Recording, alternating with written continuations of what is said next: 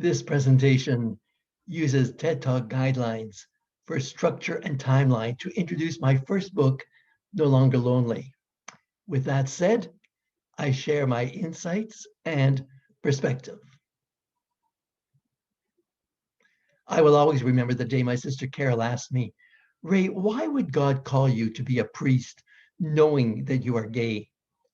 To answer that, I had to ask myself, why was I born into our family? In order to live a normal gay life with a God of unconditional love, I needed a spirituality outside the religious box that I had been born into. I needed to transcend that box and discover my true self. My spirituality has become a harmonious relationship with myself, body, mind, and spirit, as well as with others and with God. When I speak of God, I speak of divine energy and infinite presence. For you, I respect however you understand a God to be. This has become my life story, as written about in my books. As a child, I was very sensitive, and I knew early on that there was something different about me. I was an obedient boy. It was demanded of me. My father was a gentleman of blind religious faith. My mother was an intuitive and a critical interrogator that drained me of energy. Perhaps mom suspected something was amiss with me and other boys. Perhaps it was just that many were not Catholics and therefore could not go to heaven. My parents, along with the priest at the church and the nuns at the school, all said it, so it had to be true. Right from childhood, I had a spiritual hunger for answers to many questions I had about doctrines and what I was taught I had to believe.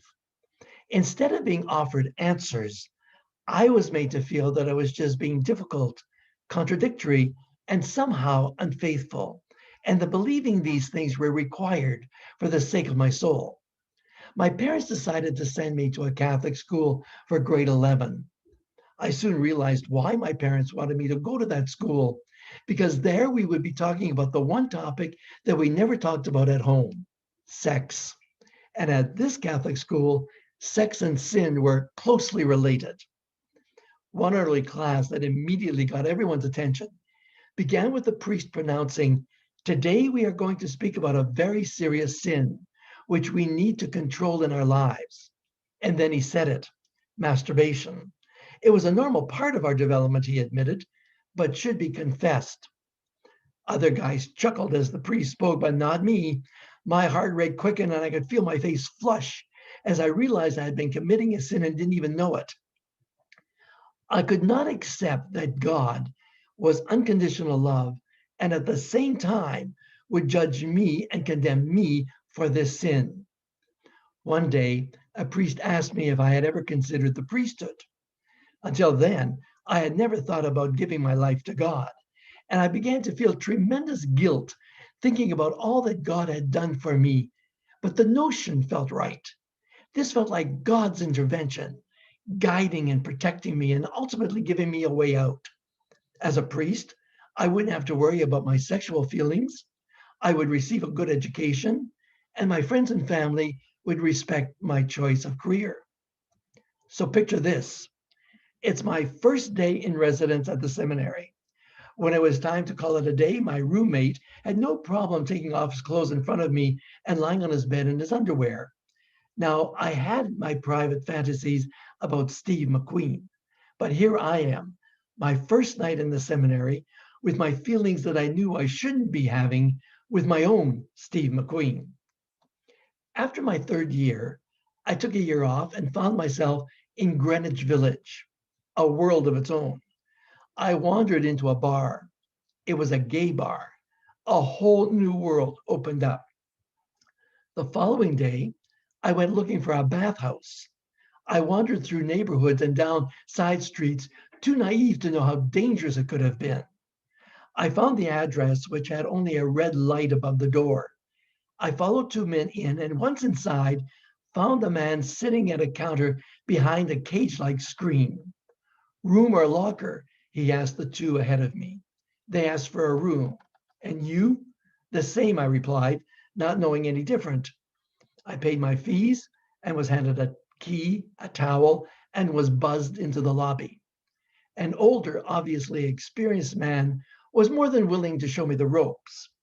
Often, favors don't come without a price.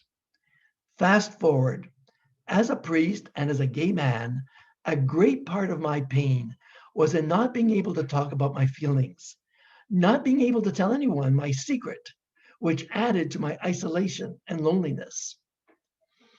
I realized that I had a problem with parish ministry from the beginning. My spirit and my body regularly tried to tell me I would not be able to find acceptance, a sense of belonging as a gay parish priest. I developed health problems regularly, usually at the same time I was having a conflict with the church hierarchy. On May the 5th, 1995, I saw a movie called The Priest. I had no idea that it would be about a gay priest who was caught by the police in a sexual encounter. His bishop and parishioners, for the lack of a better word, crucified him. I watched with horror as other viewers left the theater in anger and disgust. I had watched so much of my own life on film. I sat stunned and numb, wondering, is it possible that there are other priests that share my secret? I was a closeted gay parish priest for 17 years, careful to keep my secret, to separate my various lives.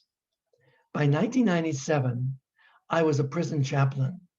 I was living one step removed from the church in my own apartment, away from the fishbowl of parish life. I began to live more openly. I felt free to make a life for myself as part of the gay community. But I was naive thinking I could live such a lifestyle and be a priest at the same time without the two worlds eventually colliding. I was putting myself at risk of exposure, intimidation, and public scandal. And then a fellow priest to whom I had come out told me about a convocation for gay priests that he had wanted to attend in the United States. Because of the flood of the century here in Winnipeg in 1997, our formal retreat was canceled, and we were asked to make our own arrangements. I asked the bishop for permission to attend a retreat in the States, and since I was not asking for financial assistance and was going during my holiday time, he gave his permission, and no further questions were asked. I will never forget walking into that room shared by hundreds of gay priests. I began to weep, and a man asked me if I was all right. I thought I was the only gay priest in the world, to which he replied, "We've all felt that way at one time." How does one reconcile all this with what is deemed by many to be a culturally and religiously unacceptable sexual orientation? How does one find peace within such a dilemma? Flash forward 6 years. I am working at Heavenly Corrections as chaplain. Just a normal day, walking down the hallway, stopping to sign in and greet the guards on duty. Settling into my office and going through my list of inmate requests, the phone rings. The call was from the newly appointed head of provincial chaplains. He told me that an urgent matter had come up and that he would be there shortly to speak to me about it. Upon his arrival, he informed me that a sexual accusation had been made against me. The superintendent and my bishop had already been notified. I was in total disbelief. I had never received any notification of an accusation, a complete disregard for appropriate protocol in dealing with such sensitive personal matters. I was guilty by accusation, and with no appeal process, my fate was sealed. The bishop, of course, was expecting my call. It was 2002. He was new to our diocese and not in the mood for anything remotely similar to the priest pedophile scandals that were hitting the media at the time. He was direct. "I'm sending you to a psychological treatment center for an evaluation and assessment of your ability to live a chaste, celibate life. A driver met me at the airport in his white limo, worked for the treatment center, which charged $7,000 for my week assessment. Once I arrived at the center, had a coffee and an uncomfortable chit chat, I was led to my room and told to complete a questionnaire tonight. It quickly became apparent that most of my long-term companions were under medication. A sweet elderly nun told me that they decrease the dosage of meds as we begin to feel better. Every day, I sat with priests and nuns from all over North America under obedience and filled with varying degrees of guilt, fear, anger, resentment, embarrassment, and apprehension. Some were just grateful for time out. Others were just hopeful about the future. After returning, I still could not see the signs that the priesthood was not a healthy lifestyle for me as a gay male. I was still prepared to go along with anything the bishop asked of me in order to protect myself, safeguard my own security, and to get him off my back. But the bishop had already made up his mind. With an assessment stating that rehabilitation was unlikely, I had to be cut loose. The bishop announced that we have come to a crossroads. Since I could not be rehabilitated, my faculties were removed. In under 10 minutes, I was no longer authorized to function as a priest. He also said that I should request laicization, to ask the Pope to revoke my clerical status, which would also remove any legal ties with the diocese. He made it perfectly clear that he would no longer support me as a chaplain and that I would need to find employment elsewhere. I remember walking out of the bishop's office and standing on the sidewalk. It all felt so odd and surreal. I wondered if this is what it felt like to be free. Many people who have survived abusive relationships will be able to relate to the price I paid for my freedom. I've lost friends and relatives over my orientation and lifestyle. I'm still the same person I was before they knew I was gay. So it hurts being rejected, but I have no control over that, and I have to respect their choice. It is only when we are able to say enough to others' non-acceptance that we will be prepared and ready to transition emotionally, physically, and spiritually. When I am in balance with self, others, and my higher power, my conscience accepts and celebrates my orientation and lifestyle as normal and fulfilling. I am not affected by the negative energy of those who think it unnatural and perverse. I have learned that by trusting my conscience and acting on my gut feelings, I make responsible choices and experience enlightenment. My spiritual epiphany was possible when I saw my spiritual journey not as the price I had to pay, but rather as the grace I was given to live it out.